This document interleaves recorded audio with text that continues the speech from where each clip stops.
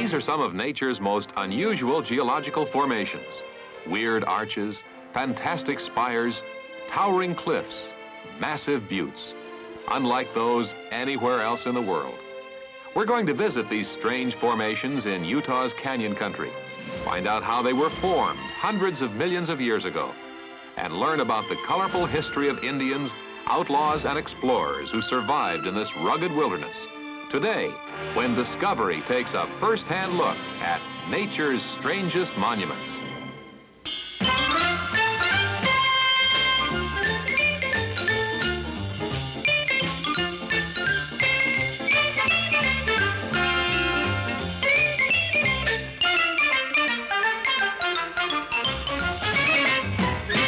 Discovery 70, the award-winning program for young people with Bill Owen and Virginia Gibson.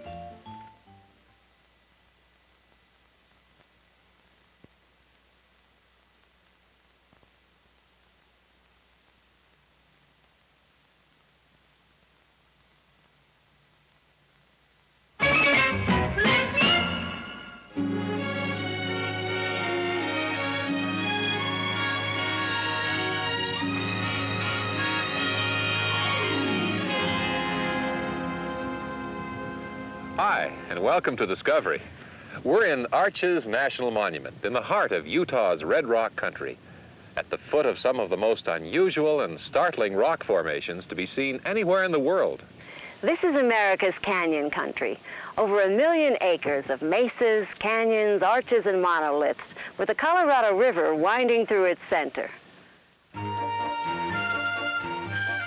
landscape everywhere is rock, cliffs of rock, terraces of rock, crags of rock.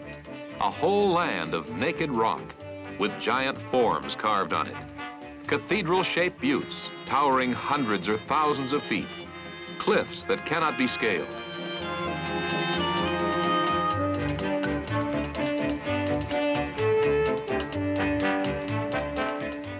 And canyon walls that shrink the river into insignificance.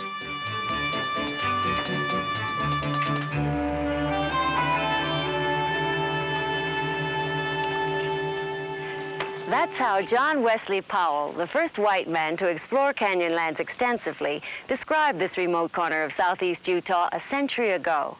100 years later, nothing has changed.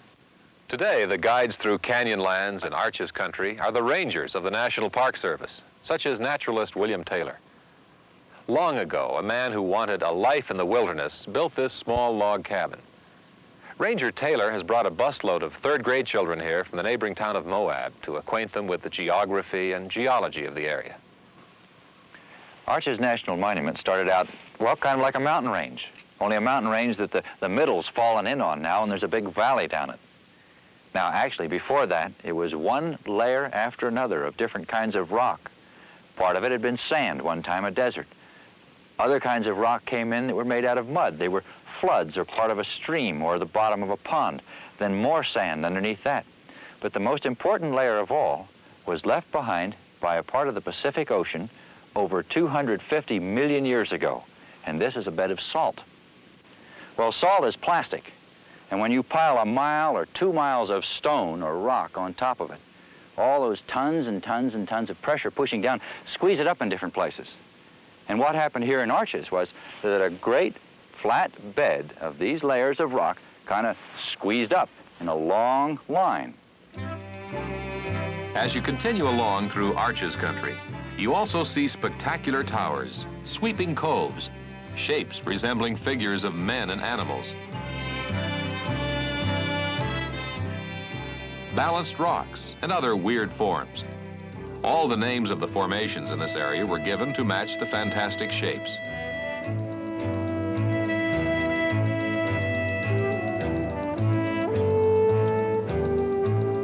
This group is called the Parade of Elephants.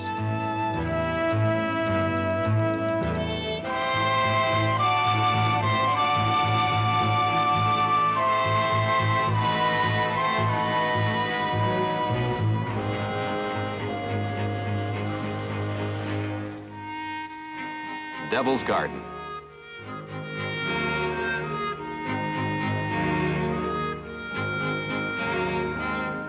the Three Gossips.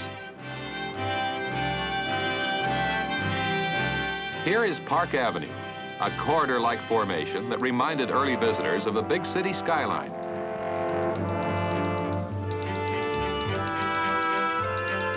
Each person sees these formations in a different manner, and many give their own names to the rocks.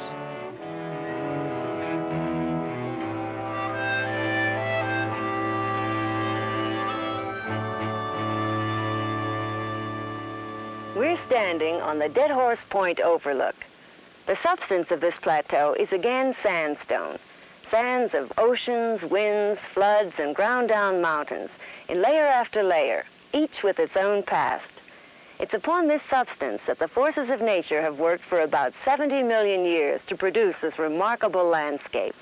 This promontory is 6,000 feet above sea level. At 2,000 feet below us, the waters of the Colorado River make their way from the Continental Divide in Colorado to the Gulf of California, a distance of 1,400 miles. The name Dead Horse Point, like many of the names around here, evokes a colorful history of Indians, miners, cowboys, and bandits who once lived in canyon country. This area was named after the hot-blooded Mustangs that ran wild by the thousands before the turn of the century. Dead Horse Point was a natural corral. Due to the peculiar terrain, which offered no escape except through the narrow entranceway, the cowboys of the plain used this spot to rope and break the Mustangs and to drive them to the markets to the east.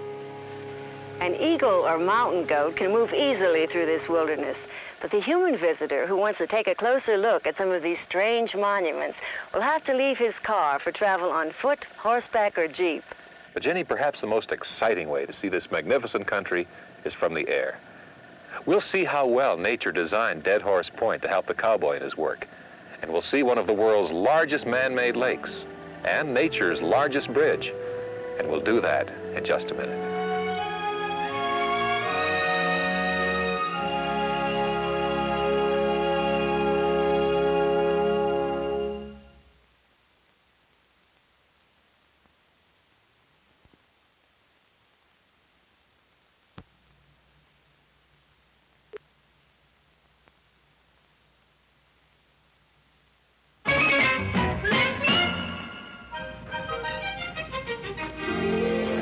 It took the Indians, cowboys, and settlers who pioneered the Canyonlands days to travel a few miles. Now in a few minutes, we'll see hundreds of square miles of Utah's red rock monuments. One of the marvels of these monuments is how different they look to us as the light changes, or from another point of view. Earlier, we saw them pretty much the way the pioneers did. Now we're going to see nature's oldest and strangest monuments in a modern way.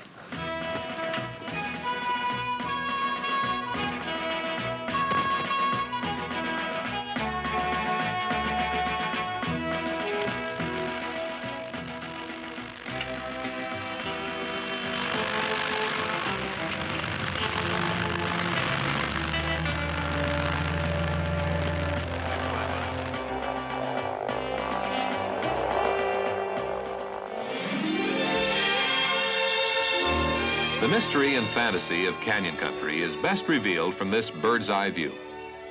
Flying across this 32nd National Park gives you a perspective of the area's vast dimensions and incredible geological variety that you could not discover from traveling on the ground. Dead Horse Point is the starting place for an aerial exploration of this vast country.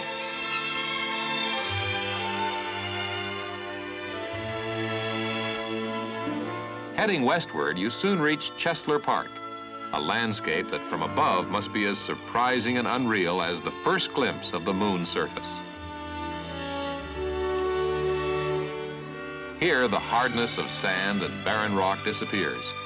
They're replaced by a circular carpet of grass, ringed by canyons and the odd standing rocks, which have given this area the name Needles. Here, massive red sandstone has been worn into a fantasy of pillars, spires, and steeples, some as tall as 30-story buildings. Some do indeed resemble needles, while others look like huge mushrooms, and still others like totem poles or the upthrust fingers of ancient giants. Major Powell named this area Spirit Land. and the spirits of ancient men still seem to linger here. 7 centuries ago, cliff-dwelling Indians inhabited the canyons just east of the Needles. At the eastern boundary of the park, you come to the maze.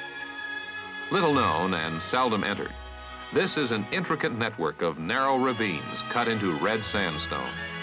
There are several natural bridges in the depths of the maze, and cattle-rustling trails made around the turn of the century can still be followed.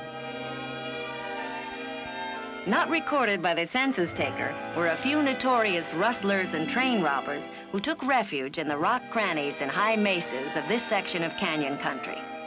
From here, the bandits could look out in all directions and avoid capture.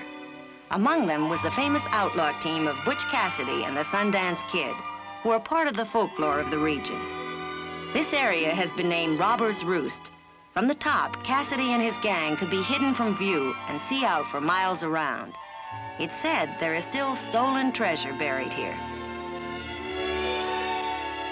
The isolated western portion of canyon country is separated from the rest by Cataract Canyon, formed by the Colorado River. Here, rapids almost wiped out the party of 9 explorers that made up Major Powell's expedition.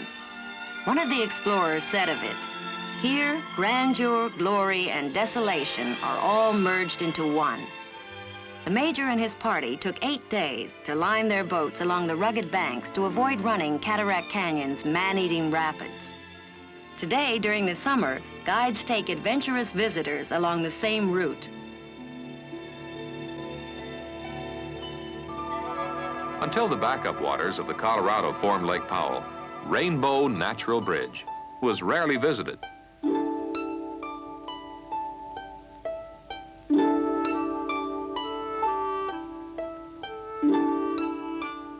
Today, it's a famous national monument.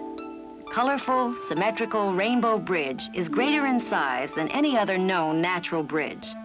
With a 278-foot span, the bridge gracefully arches to a height of 309 feet, enough to straddle the Capitol in Washington, D.C.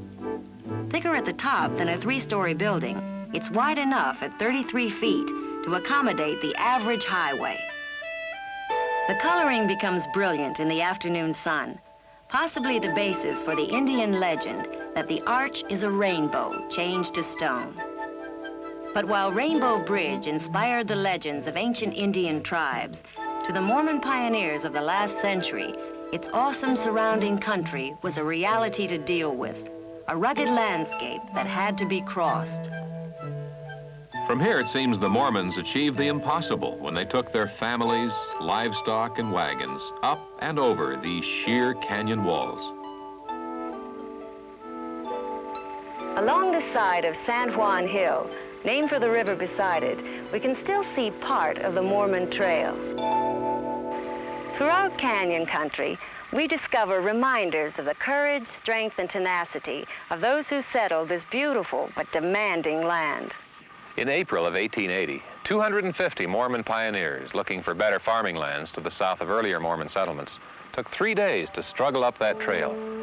80 wagons and hundreds of animals were driven and dragged along a trail we might find difficult to walk on today. Within sight of the Mormon Trail, you can see the ruins of a trading post built in 1883. This is all that remains of a 4-room building standing alone in the wilderness. Within these walls, Indians would barter what they had taken from nature for what settlers could offer from their civilization. The Indians who live in canyon country are mostly Navajo. Just a few miles from here is the northern gateway into Navajo land, a valley of still more incredible buttes and rock formations called Monument Valley. Nestled among the massive monuments live Navajo families in their dirt-covered houses, or hogans. We'll visit Monument Valley, and we'll go inside a hogan to meet 3 generations of a Navajo family. We'll see them tending sheep, weaving prized Navajo rugs, and meeting some of the challenges of modern civilization. We'll do that in just a minute.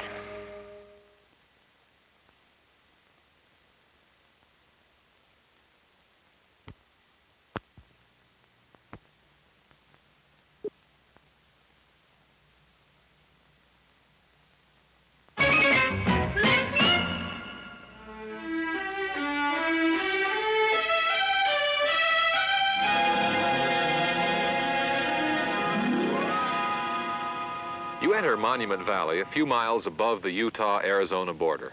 This panorama of buttes and pinnacles, scattered over hundreds of square miles of the stark valley floor, is visible from many miles away. Just behind us, the Mitten Buttes rise 900 feet, a mile and a half apart.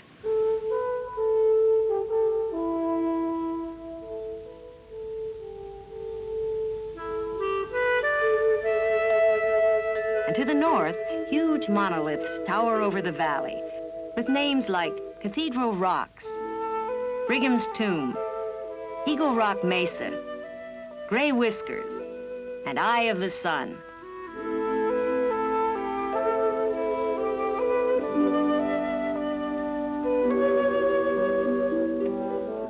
These monuments contain layers of hard sandstone on top of softer shale. The remaining blocks or erosional remnants of once much larger geographical formations.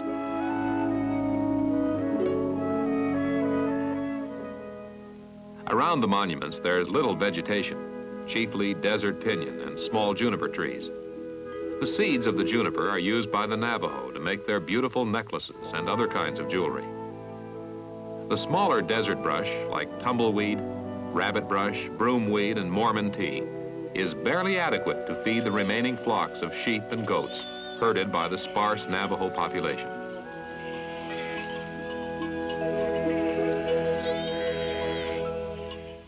Nearby are some remarkably preserved cliff-dwelling houses of the Anasazi, dating back more than 1,000 years. What little we know of them comes from these dwellings and the mysterious hieroglyphs or petroglyphs, the drawings and symbols the Indians carved upon the canyon walls.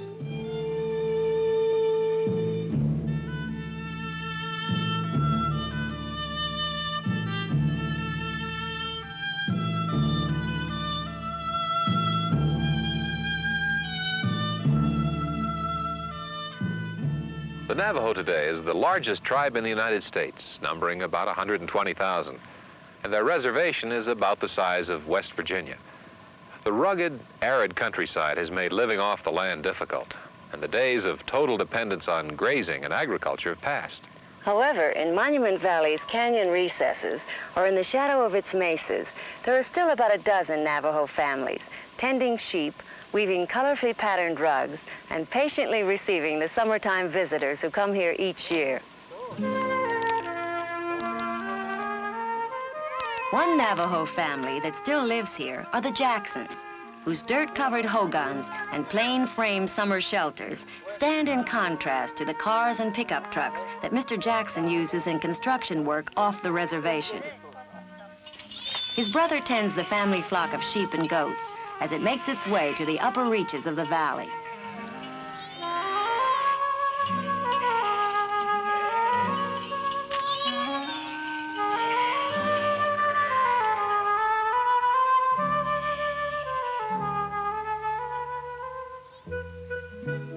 This is the interior of the family hogan, for centuries the center of Navajo life.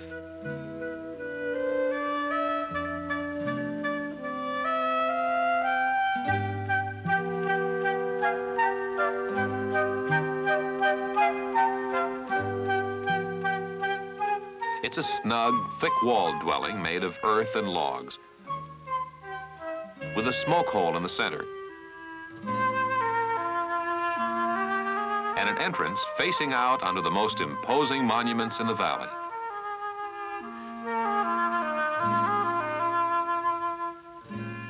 Linda Arlene's grandmother, Betty Sampson, dresses every day in the ceremonial dress and jewelry of her ancestors, and she has kept alive many of the ancient Navajo arts.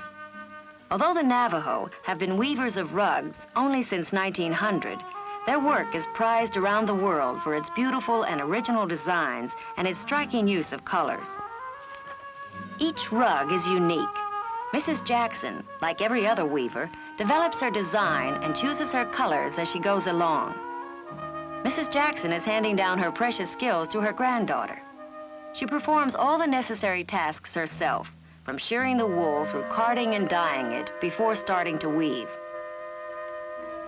Nearly all the Navajo skills, which also include pottery, basket and jewelry making, handed down hundreds and in some cases thousands of years, almost died out at the beginning of the century as factory goods replaced homemade wares in everyday use.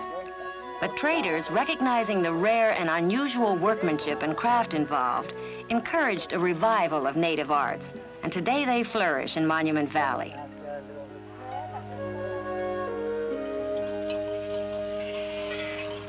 With the old nomadic and herding ways insufficient to support the Navajo, the Tribal Council has tried to find ways to bring industry and commerce to the reservation. As the younger members of the tribe learn more about the outside world, they become anxious to have careers outside the reservation and to have some of the conveniences of modern life.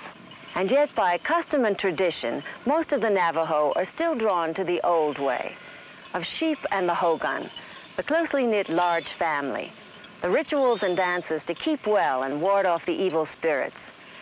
They become accustomed to a world of nature and solitude, with time enough for everything. And there's still distrust of strangers who long ago took away their land.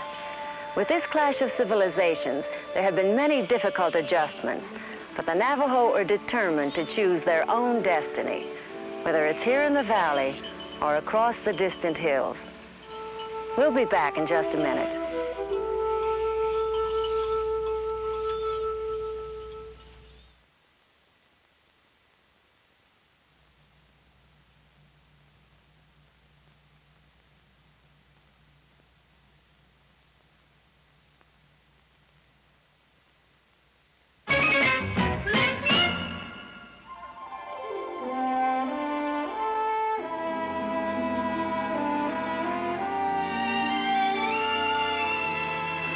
We hope you've enjoyed today's program about nature's strangest monuments. If you'd like to find out more about the land and the people of this region, then ask your librarian for any of these books.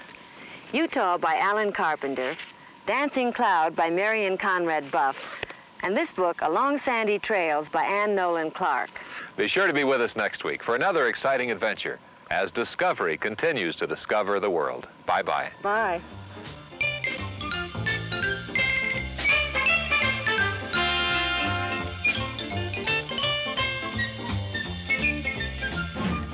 The Discovery Production Unit's domestic transportation and promotional consideration provided by United Airlines.